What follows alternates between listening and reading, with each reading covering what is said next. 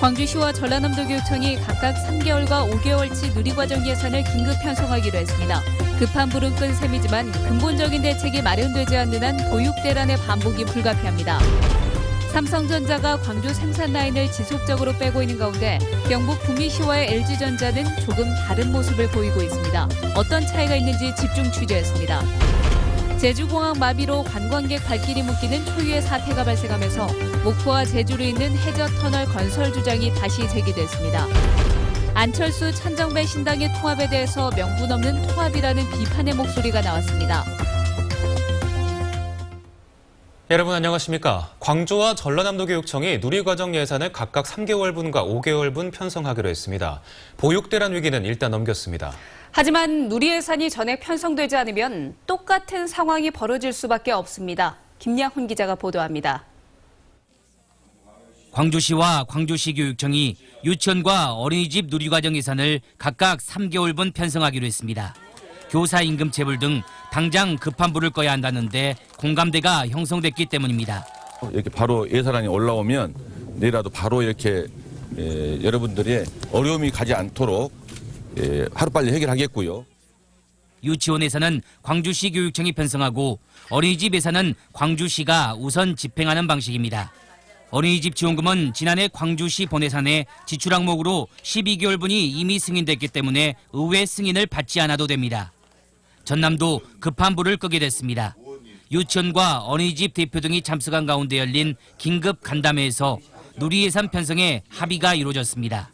보육은 국가의 책임인 것은 확실하지만 당장 불안해하는 학부형 그리고 어린이집 유치원 종사자들의 권익을 위해서 전라남도 교육청은 유치원과 어린이집 5개월분 누리예산 600억 원의 추경 예산을 의회에 요청하기로 했습니다. 재원은 도의회에서 삭감된 유치원 누리예산과 평가 지원비 등으로 충당됩니다. 저희들이 평가 결과 받은 인센티브 평가 지원금하고 지난번에 본예산 때 저희들이 예산이 지금 삭감됐던 그 부분을 그 재원을 가지고 전남도의회는 다음 달 3일 누리과정 예산 편성을 위한 임시회를 열 계획입니다. 광주는 3개월, 전남은 5개월 동안 일단 보육 대란 위기에서 한숨 돌리게 됐습니다. MBC 뉴스 김양훈입니다.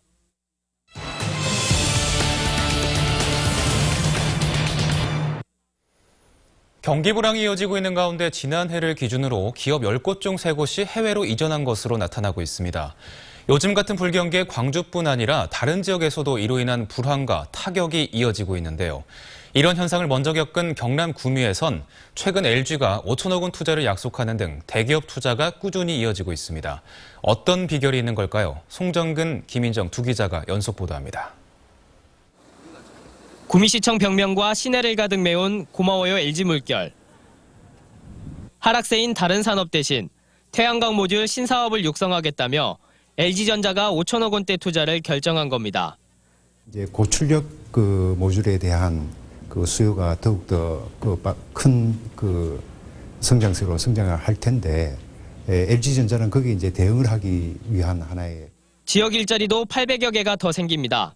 이번 투자는 그간 LG 등 대기업이 생산 물량을 해외로 돌리며 침체기를 겪어온 구미 산단에 새로운 활력소가 될 것으로 보입니다.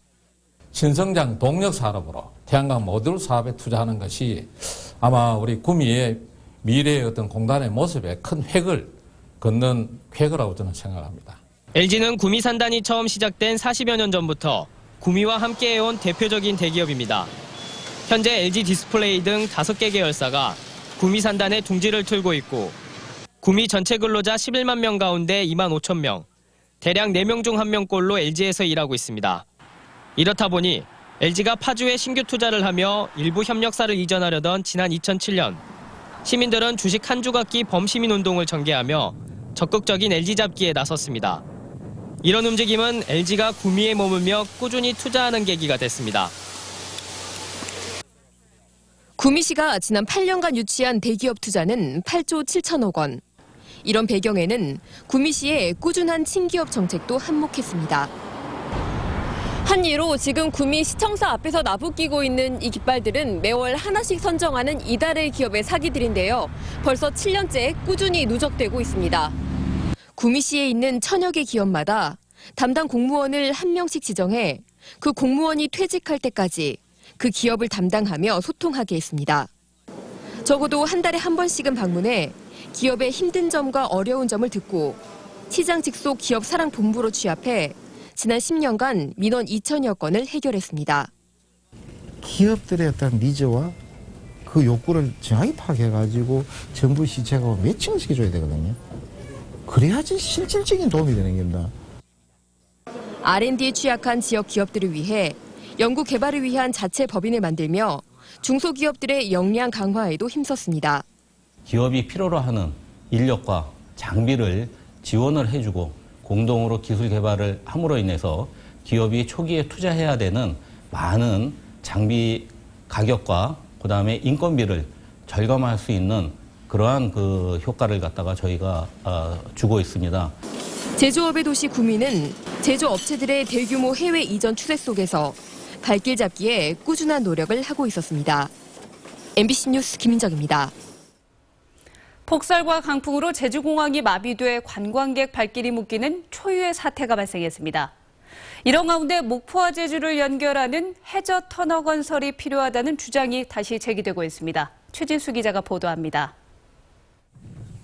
제주공항이 눈으로 뒤덮였습니다. 강풍까지 불어 한 치 앞도 보기 어렵습니다. 공항 대합실 안은 승객들로 북새통입니다. 벼랑 사태가 이어지면서 관광객 9만여 명의 발이 묶였습니다. 네, 직장에 전화하고 해서 바꾸긴 했는데 내일도 출근해야 되는데 걱정이에요. 제주공항 마비 사태 이후 목포 제주 간 해저 터널을 통한 KTX 개통의 필요성이 다시 제기되고 있습니다. 제주공항은 이번 사태가 아니더라도 기상 악화로 해마다 50일 이상 비행기가 뜨고 내리지 못합니다.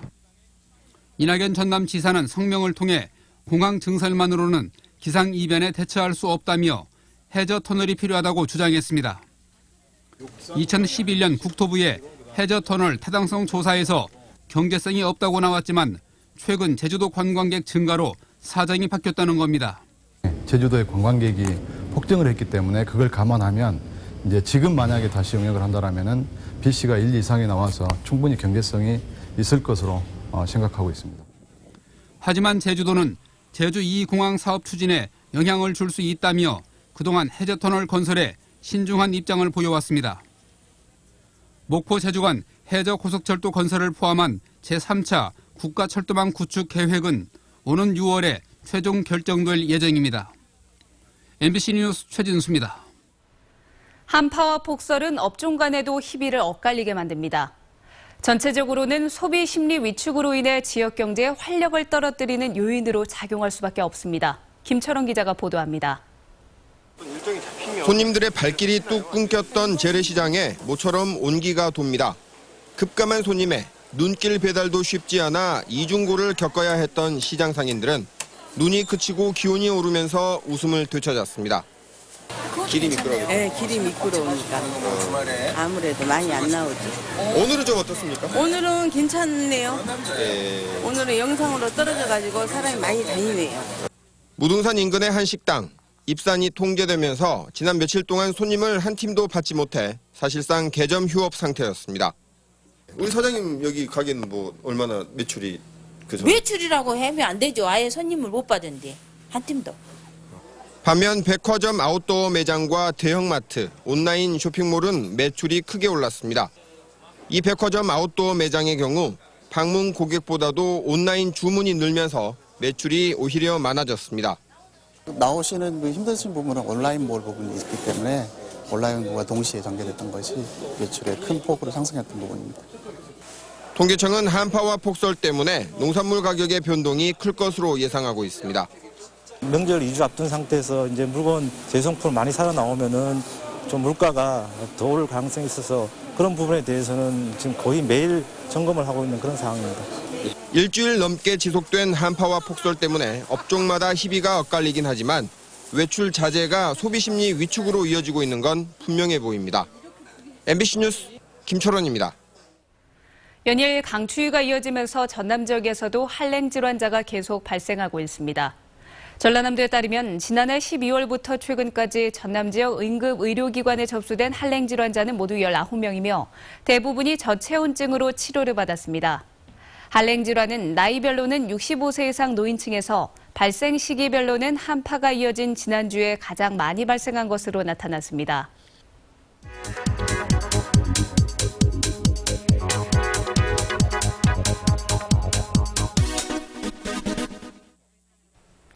알바 소득지수라는 말 혹시 들어보셨나요? 실제 알바 시장의 평균 노동시간과 임금을 처음으로 분석한 지표인데요. 분석 결과 지난해 광주가 7대 광역시 중 최저라고 합니다. 한 달 평균 소득이 58만 원인데요. 69만 원으로 가장 소득이 높은 부산과는 11만 원 정도 차이가 났습니다.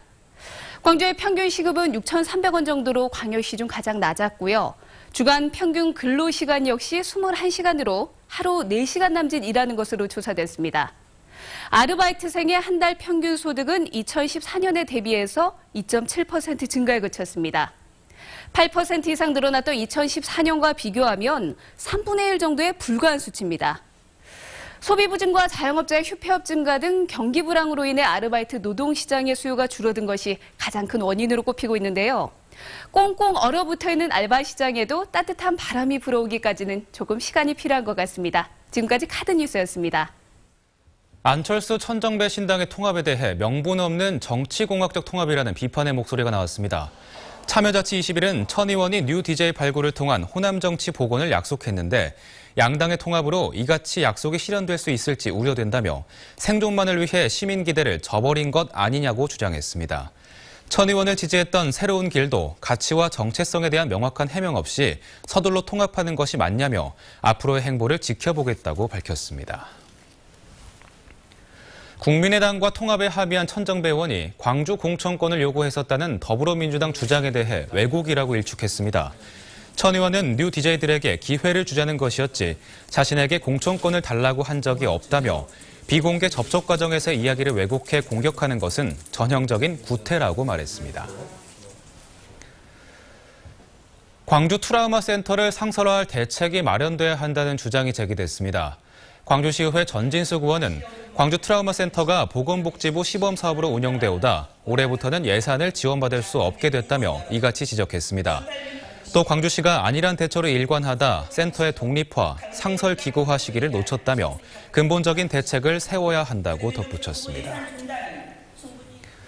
법무부가 옛 광주 교도소 부지에 무상양료 조건으로 제시한 솔로몬 로파크 건립을 재검토해야 한다는 주장이 나왔습니다. 광주시의회 조우섭 의원은 교도부 부지에 조성 중인 민주인권 평화 콤플렉스의 정체성에 솔로몬 로파크가 맞는지 의심스럽다며 이같이 밝혔습니다. 또 시와 의회, 전문가 등으로 구성된 실사단을 구성해 옛 교도소의 흔적이 사라지기 전에 스토리텔링 작업에 나서야 한다고 덧붙였습니다. 지난해 광주 지역 건설업체의 평균 수주액이 46억 원으로 전국 광역시 중 가장 적은 것으로 나타났습니다. 대한건설업회 광주시의회에 따르면 지난해 11월 말 기준 광주 지역 267개 건설업체의 수주액은 1조 2,484억 원으로 전국 수주액 119조 4,735억 원의 1%에 그쳤습니다. 업체당 평균 수주액은 46억 7천만 원으로 전국 평균 수주액 106억 원의 444%에 그쳤고 광역시 중 꼴찌였습니다.